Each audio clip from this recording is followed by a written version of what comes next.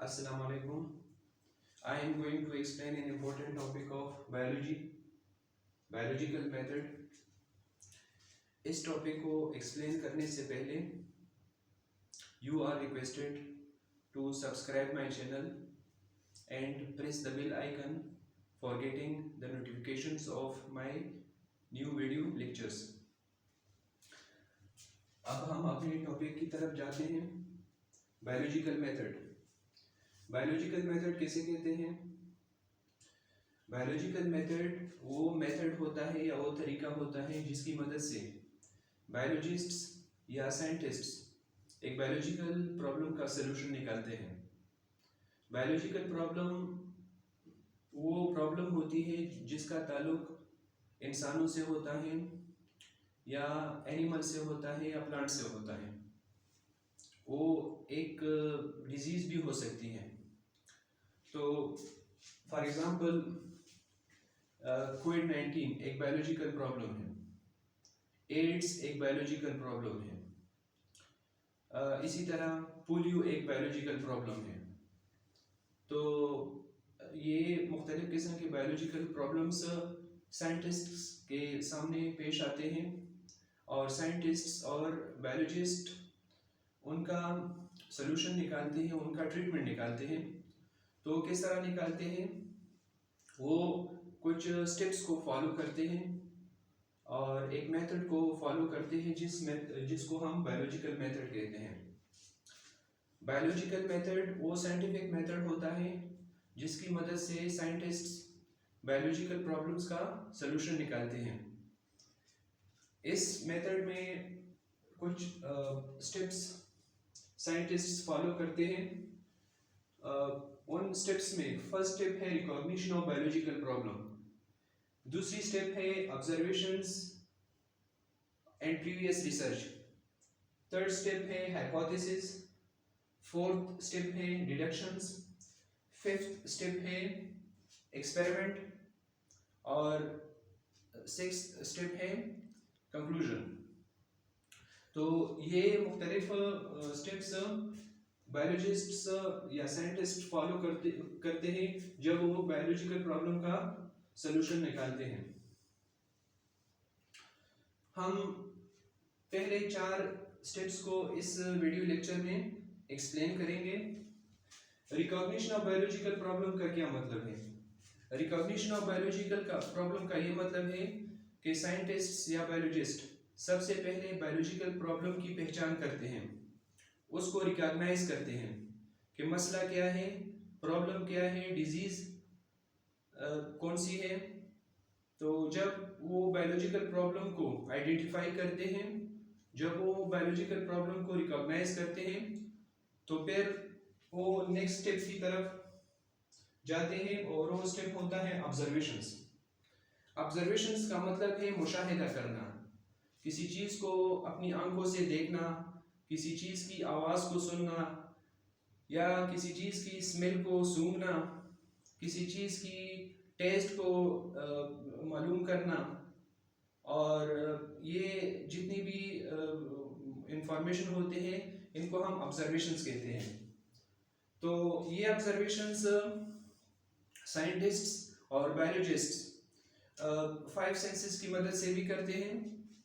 Eyes की मदद से ऑब्जर्वेशंस करते हैं, ईयर्स की मदद से ऑब्जर्वेशंस करते हैं,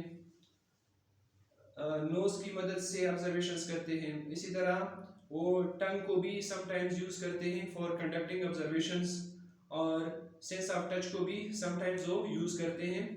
किसी चीज़ को टच करके वो फाइंड आउट कर लेते हैं कि उसका टेक्सचर किस तरह है, उसका टेम्परेचर ज़्यादा है या कम है. तो सेंस ऑफ टच को भी वो यूज़ करते हैं टू डू सम ऑब्जर्वेशंस. फिर इन ऑब्जर्वेशंस के 2 टाइप्स हैं. फर्स्ट वन है क्वालिटेटिव ऑब्जर्वेशंस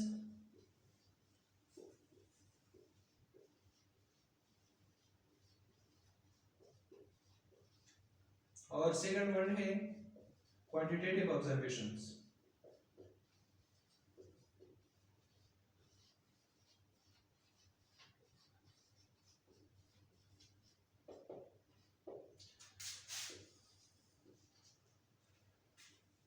क्वालिटेटिव ऑब्जर्वेशंस वो ऑब्जर्वेशंस होते हैं या वो मुशाहिदा होता है जो साइंटिस्ट्स मेजर नहीं करते हैं, वो उनको वो मेजरेबल नहीं होते, उनकी पैमाइश नहीं हो सकती। फॉर एग्जांपल हम एक चीज़ को देखते हैं तो उसकी जो कलर होती है, सपोज उसकी कलर रेड होती है तो रेड कलर ये भी एक ऑब्जर्वेशन है। तो इस ऑब्जर्वेशन को हम क्वालिटेटिव ऑब्जर्वेशन कहते हैं। हम ये नहीं कह सकते कि इस रेड कलर की इतनी वैल्यू है या ये इसकी मिकदार इतनी है, क्योंकि ये क्वालिटेटिव ऑब्जर्वेशंस है। तो क्वालिटेटिव ऑब्जर्वेशंस वो ऑब्जर्वेशंस होते हैं जिनकी पैमाइश नहीं हो सकती। और दूसरी किस्म की ऑब्जर्वेशंस है क्वांटिटेटिव ऑब्जर्वेशंस। क्वांटिटेटिव ऑब्जर्वेशंस वो मुशाहिदात होते हैं, वो ऑब्जर्वेशंस होते हैं जिनकी पैमाइश मुमकिन होती है, उनकी पैमाइश हो सकती है। फॉर एग्जांपल वेट, हम वेट को लेते हैं, हम अपनी वेट को फाइंड आउट कर सकते हैं। 70 kg या 80 kg जितना भी वेट हमारा होता है तो उसको हम मेजर कर सकते हैं, क्योंकि वेट एक क्वांटिटेटिव ऑब्जर्वेशंस है। और इन दोनों में ये क्वांटिटेटिव ऑब्जर्वेशंस ज़्यादा एक्यूरेट होते हैं, क्योंकि इनको हम फाइंड आउट करते हैं मुख्तलिफ इंस्ट्रूमेंट्स की मदद से, मुख्तलिफ आलात की मदद से। तो क्वांटिटेटिव ऑब्जर्वेशंस क्वालिटेटिव ऑब्जर्वेशंस के मुकाबले में ज़्यादा एक्यूरेट होते हैं, ज़्यादा सही होते हैं। फिर हमारे पास जो नेक्स्ट स्टेप है वो है हाइपोथेसिस। हाइपोथेसिस किसे कहते हैं? हाइपोथेसिस एक ऐसी स्टेटमेंट होती है जो एक साइंटिस्ट पेश करता है, एक बायोलॉजिस्ट पेश करता है, एक बयान देता है कि ये काम इस तरह होगा या ये स्टेटमेंट इस तरह होगा। वो किस तरह स्टेटमेंट देता है? फॉर एग्जांपल हमेशा साइंटिस्ट या बायोलॉजिस्ट जब एक हाइपोथेसिस बनाता है या हाइपोथेसिस पेश करता है, एक बात फर्ज करता है, तो अपनी प्रीवियस रिसर्च और ऑब्जर्वेशंस की बुनियाद पर करता है। और हम जानते हैं कि एक अच्छा हाइपोथेसिस वो होता है जिसकी बुनियाद ऑब्जर्वेशंस पर होती है। अगर साइंटिस्ट रिसर्च और ऑब्जर्वेशंस के बगैर एक हाइपोथेसिस पेश करे तो वो अच्छा हाइपोथेसिस नहीं होगा। अच्छा हाइपोथेसिस हमेशा वो होता है जिनकी बुनियाद ऑब्जर्वेशंस पर होती है, जिनकी बुनियाद प्रीवियस रिसर्च पर होती है, तो अच्छा हाइपोथेसिस होता है। तो हाइपोथेसिस वो स्टेटमेंट होती है जिसमें बायोलॉजिकल प्रॉब्लम के सलूशन के ज़्यादा चांसेस होते हैं। फॉर एग्जांपल मैं एक मिसाल की मदद से आपको समझाऊंगा। All plant cells have a nucleus.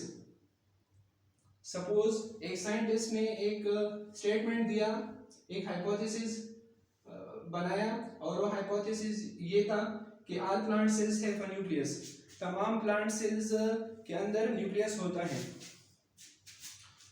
तो उसके बाद यानी वो उसने इस पर एक्सपेरिमेंट नहीं किया था और उसने एक बात फर्ज की, तो इस फर्ज की हुई बात को हाइपोथेसिस कहते हैं। फिर हाइपोथेसिस के बाद जो नेक्स्ट स्टेप है बायोलॉजिकल मेथड में वो है डिडक्शंस। डिडक्शन में साइंटिस्ट इसी हाइपोथेसिस से एक और स्टेटमेंट निकालता है ताकि उस पर आगे नेक्स्ट स्टेप में एक्सपेरिमेंट कर सके। फॉर एग्जांपल ये हाइपोथेसिस है कि all plant cells have a nucleus. तमाम प्लांट सेल्स के अंदर न्यूक्लियस होता है। तो इसका डिडक्शन इस तरह होगा कि if all plant cells have a nucleus, अगर तमाम प्लांट सेल्स के अंदर न्यूक्लियस होता है, then a nucleus will be observed in each cell of the leaf under microscope. तो फिर लीफ के हर सेल के अंदर एक न्यूक्लियस होगा अगर हम उसको माइक्रोस्कोप की मदद से देखें। तो इस तरह के स्टेटमेंट को हम डिडक्शन कहते हैं।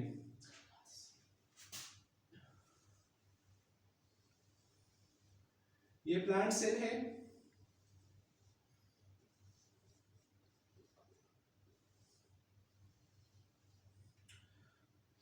तो जितनी भी प्लांट सेल्स होंगे उनके अंदर ये न्यूक्लियस होगा। तो इस तरह के स्टेटमेंट को हम डिडक्शन कहते हैं। साइंटिस्ट इसको साबित करने के लिए फिर एक्सपेरिमेंट करता है, जो कि हमारा अगला टॉपिक होगा इंशाल्लाह। उसको मैं नेक्स्ट वीडियो लेक्चर में एक्सप्लेन करूंगा कि डिडक्शन के बाद साइंटिस्ट फिर एक्सपेरिमेंट करता है। जो डिडक्शन वो बनाता है उस पर फिर वो एक्सपेरिमेंट करता है। तो हाइपोथेसिस वो फर्ज की हुई बात होता है जिसमें बायोलॉजिकल प्रॉब्लम का सलूशन के फाइंड आउट होने के ज़्यादा चांसेस होते हैं। और डिडक्शन एक लॉजिकल कंसीक्वेंस होता है जो साइंटिस्ट हाइपोथेसिस से निकालता है और इसी पर आगे वो फिर एक्सपेरिमेंट करता है, तजुर्बा करता है, ताकि उसको प्रूव कर सके जो हाइपोथेसिस या जो डिडक्शन उसने बनाया है वो ट्रू भी है या गलत है। तो एक साइंटिस्ट बायोलॉजिकल प्रॉब्लम की सलूशन फाइंड करने के लिए एक से ज़्यादा हाइपोथेसिस बनाता है। अगर एक हाइपोथेसिस गलत साबित होता है तो फिर वो एक और हाइपोथेसिस बनाता है, फिर अगर वो भी गलत साबित होता है तो फिर एक तीसरा हाइपोथेसिस बनाता है, और उस वक्त वो हाइपोथेसिस बनाता है और डिडक्शंस और एक्सपेरिमेंट्स करता है जब तक उसको सलूशन नहीं मिलता। तो फाइनली वो फिर बायोलॉजिकल प्रॉब्लम का सलूशन निकाल देता है और फिर वो रिजल्ट या कंक्लूजन पेश करता है कि ये रिसर्च या ये एक्सपेरिमेंट मैंने की है, इसकी सलूशन ये है या इसकी इस बीमारी का ट्रीटमेंट ये होगा। Thank you.